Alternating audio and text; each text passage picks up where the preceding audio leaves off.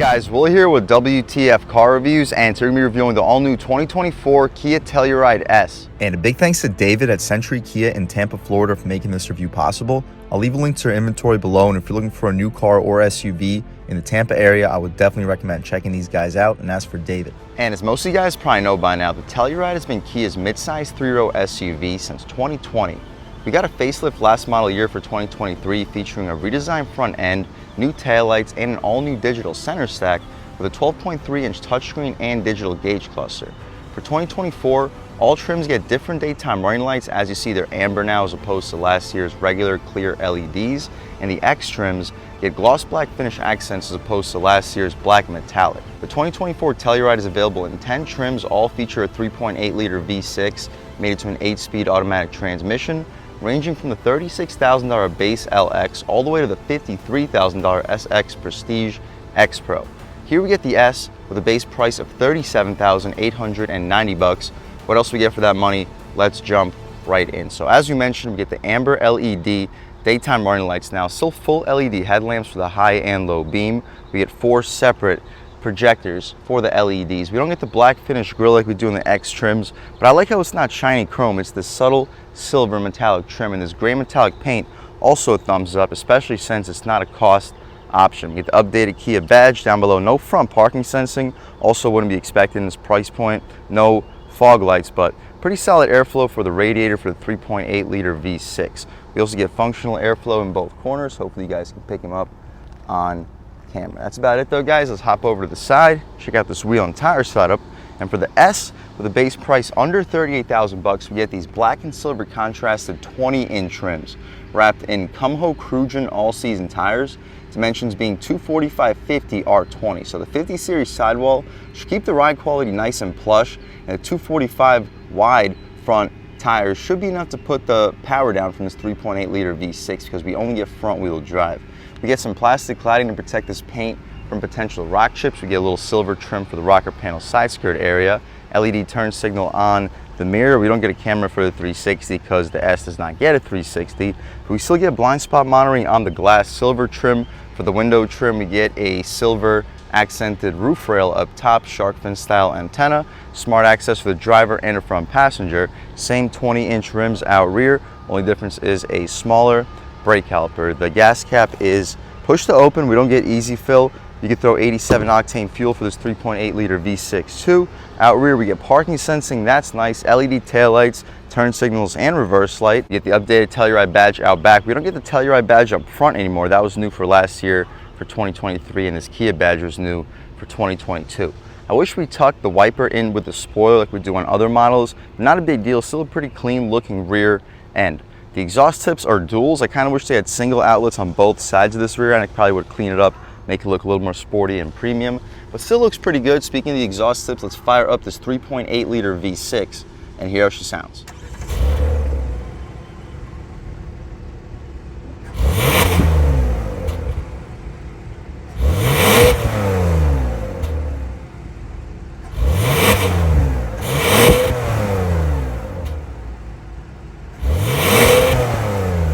Alright guys, that was the sound of the 3.8-liter V6 sold by Kia for the 2024 Telluride S.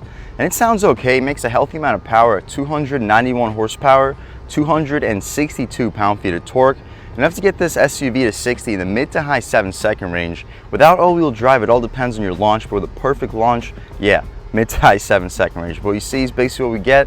The hydraulic struts are really appreciated for an SUV starting under $40,000, under $38,000 before destination and potential options. But that's about it though, guys. We could take a step back, walk around this 2024 Telluride one more time. Before we step inside, let's take a quick look at this window sticker and see everything we get for this 2024 Telluride S V6 front-wheel drive with the gravity gray exterior and black interior. On the left side, you can see everything that comes standard on the LX, and it's still a pretty loaded vehicle at the $36,000 price point. You get the 12.3-inch touchscreen with map care and digital gauge display, but we get 18-inch rims. Still the LED projection headlamps though. The S on top of the LX gets these 20-inch black finish wheels, roof rails, wireless phone charging, second row captain's chairs, power driver's seat, heated front seats, and a leather trim shift knob. Options, we get the S sunroof package for $600. This is very solid value. We not only get the power sunroof, we also get LED interior lighting. For $225, you get the carpeted floor mats. For $225, I kind of wish they were all weather, but still not a big deal. $38,715 before the $1,365 destination charge after. We're sitting at tick over $40,000. Fuel economy is solid, 22 combined MPGs, 20 city, 26 on the highway. Again, we get smart access for the driver and the front passenger. I like the aluminum finish for the door handles. They're not shiny chrome. I don't see any shiny chrome anywhere so far on this SUV. Taking a step inside, up top we get soft touch materials, silver trim, some non-smoke silver trim beneath, leading flushly to your aluminum door handle. 2 speakers. It's not the Harman Kardon system here for the S, but it's still a solid system for a base. We get 4-window auto one touch, child locks, 4-way adjustable mirrors, lock and unlock, and it's all outlined in this premium aluminum looking trim. Gushy soft Syntex armrest. It's hard plastic for the center of it for the S. Ton of storage though. We have even more storage down below. You'll be able to fit probably 2, maybe 3, possibly 4 footlongs and a 30-ounce water bottle in that pocket. Taking a step inside, we have a plastic footplate, not a nameplate. We get some really comfortable Syntex seats on the S. Solid bolstering. They're not genuine leather, but it's still perforated Syntex. Feels very close to the same thing, and they're power adjustable. We get 2-way lumbar control. You can recline, drop, lift, and slide the seats. Taking a step inside, we can really check it out. So foot on the brake, engine start stop, which also feels really premium, and everything fires right to life. As far as the interior though, not much has changed compared to 2023, so we don't need to go into too much detail. The steering wheel feels very premium, solid bolstering, 9.3 feels great. We get some faux stitching on the horn area, updated Kia badge on the horn, voice commands, AM, FM Sirius, volume, and skip adjustments. You can answer and hang up your phone calls. Favorites on the right side are active steering, radar cruise control, and the infotainment adjustments.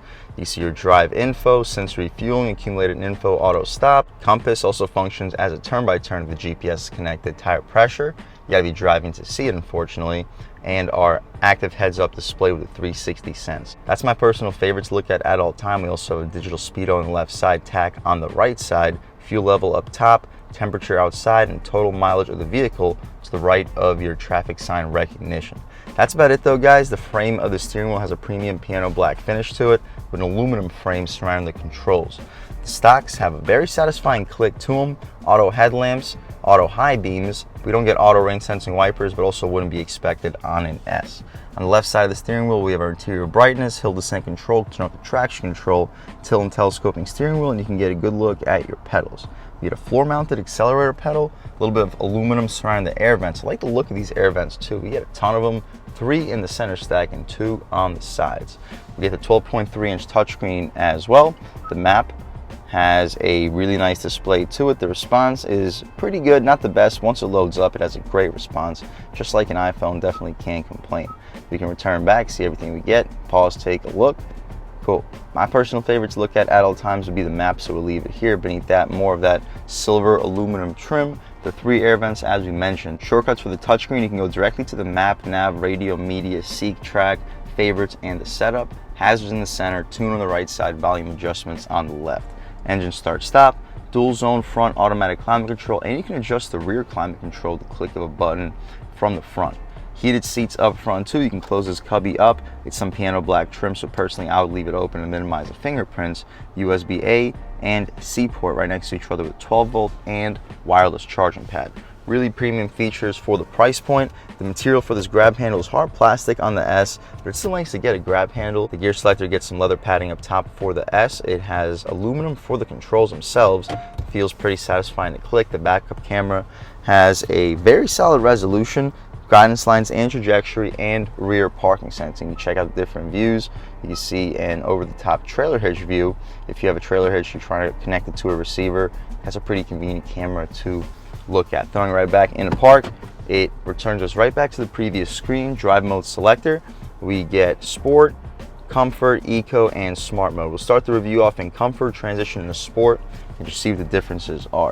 You can turn off the auto start stop. For the purpose of this review, we will turn off your parking sensors for one reason or another. If you're off-roading, that's a convenient feature, but if you don't have the all-wheel drive Telluride, I personally wouldn't recommend going off-roading.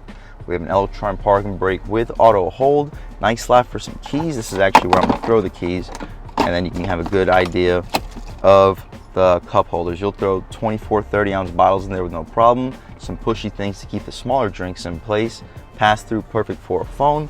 We get a really gushy, soft stitched center console cover. You can easily fit 2 full-size arms on it. The space inside is massive. On this tray, in this tray, you'll fit 3, maybe 4 iPhones. In that tray, you will fit 4 2-liter bottles of soda in here. It's almost like a full-size truck. Very large center console, one of the biggest in the business. The glove box, we can open it up. It's also pretty large, not as impressive as a center console, but you'll fit 20, maybe 22, 23 license plates in there, but it's wide enough. You'll probably fit 2 pairs of shoes in there. So thumbs up by me. The dashboard is all soft touch. We get some stitching on the passenger side. It's not a frameless rear view mirror. It's also not auto dimming, but you can pull this flappy thing to dim it. That's about it though, guys. The interior lights are LED. We get the sunroof here. It's a $600 option. We can open it up. It opens up pretty quickly. We'll see how far it goes.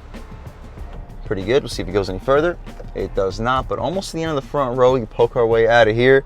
It is a pretty nice day today in Tampa, Florida. It's hot, 93 degrees outside, and as you see, the clouds are coming, so the humidity's also up there. We'll shut the sunroof up, leave the shade open, so when we hop out back, you can see how much light is brought into the cabin. That's about it though, guys. Also a sunglass holder if we didn't mention. Let's hop out back, see how much space is offered back there, as well as the overall quality of the material. So up top, we get hard plastic in the S, same smoked silver trim for the middle with some non-smoked silver beneath that connecting to the aluminum door handle. Gushy soft Syntex armrest, auto one touch even out rear, and an additional speaker. We get solid storage, it's like a double-sized storage for the armrest area. Down below we have decent storage for the back seat. You'll fit a 6-inch sub and a 24-ounce bottle right next to it. Taking a step inside, we get captain's chairs here too on the S. Very comfortable back seats, gushy soft for the center, perforated. They're not heated or ventilated, of course, but for the S, these are very impressive seats for the price point. Taking a step inside, I'm a little bit over 6 feet tall, sitting behind my seat settings, and I still have at least 5-6 inches of knee room. We'll see the seats slide back any further. They do not. This is the furthest back setting, but I have plenty of knee room, plenty of headroom, at least 1.5 inches, 2 inches. If you're under 6'5", 6'6", you'll have no problem sitting in the back of the Telluride. We have hooks back here too for shopping bags, leather cargo nets behind both the front seats, USB-C ports behind both the front seats too, and 2 cup holders. You'll fit 24, 30-ounce bottles, 12 volt down below, and we get armrests for both of these captain's chairs. They're not the widest armrests, but they'll fit my arm with no problem. Back here we have a 3rd zone climate for the back seat. That's a huge feature for an S, and the interior lights back here are LED with the air vents blowing directly into your face. Thumbs up by me. We also have a hook for a suit or a dress in the back seat. Oh crap handle if the driver's driving like a maniac, or for shorter people to get in and out of the 2024 Telluride. That's about it though, guys, for the back seat. Let's hop out into the 3rd row, see how much space is offered back there, as well as the overall quality of the materials. So pulling this latch up, it's a little bit tough from the back seat area. It'll probably be more user friendly from the trunk, but taking a step inside, we'll still be able to check it out. So I still have at least 4 or 5 inches of knee room. Yes, the 2nd row seat isn't all the way back, but I'll still be able to fit back there with 2-3 inches of knee room, and I still have 2-3 inches of knee room back here. Headroom, I have about 1 inch, maybe 1.5 inches. Additional air vents that blow directly into your face.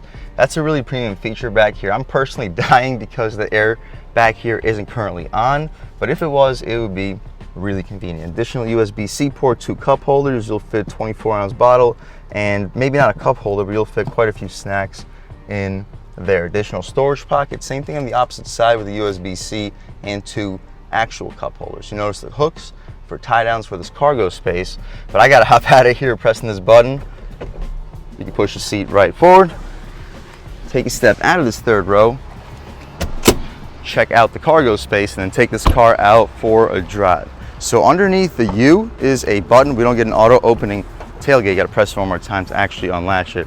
But here you have it. With the 3rd row seats up, we still have a pretty decent amount of cargo space. If you want some more cargo space, you can lift up the secret storage cubby, remove this tray altogether. You'll have an additional 2-3 overall cubic feet of cargo space. You also get a spare tire underneath this tray. That's convenient in case of emergencies. We can shut this tray right up.